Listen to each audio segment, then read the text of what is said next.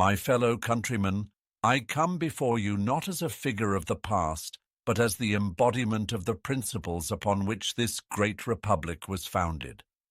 I speak not to command, nor to govern, but to remind you of the sacred trust that was placed in your hands, liberty, unity, and the preservation of a nation built upon the rule of law. America was born in struggle, yet it was not in the fires of war alone that our strength was forged. It was in our commitment to self-governance, in our discipline, and in our ability to rise above petty divisions for the greater good of the Union.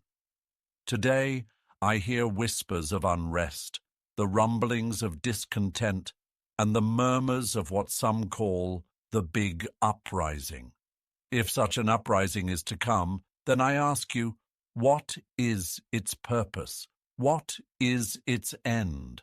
And most importantly, is it in service of liberty, or is it the folly of faction, an ambition unshackled from reason? In my years as commander of the Continental Army, I learned this truth. The will to fight is not enough. Courage alone does not build nations. It is wisdom, discipline, and devotion to principle that forge a republic that stands the test of time. The revolution we waged was not an act of mere defiance. It was a struggle with vision, with order, and with a solemn duty to create something greater than ourselves. If America is to rise, it must rise in principle, not in reckless abandon. If America is to rebel, it must rebel against tyranny, not against the order that preserves freedom.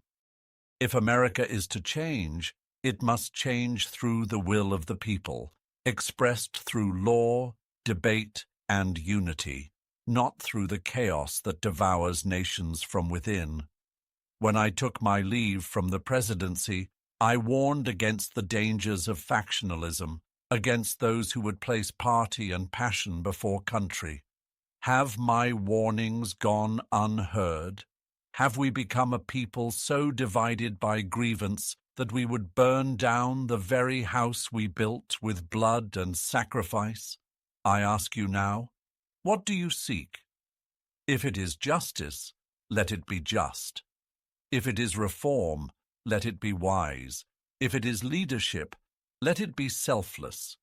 Beware the demagogues who would inflame your passions without purpose.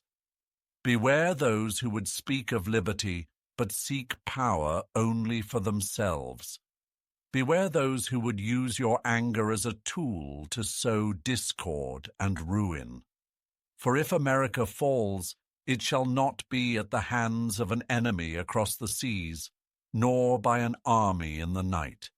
It shall be at the hands of those who forgot what it meant to be a republic.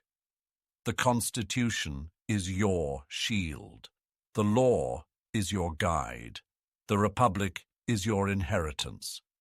Defend them not with reckless force, but with the steadfast resolve of a people who know their duty. Stand not as factions, but as Americans.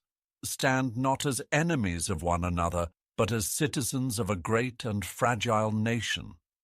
Let history not say that in your time America was lost to the folly of men. Let history say that in your time America was tested, and that its people rose, not to destroy, but to renew, to strengthen, and to honor the legacy we entrusted to them. May Providence guide you, and may the spirit of liberty endure. George Washington.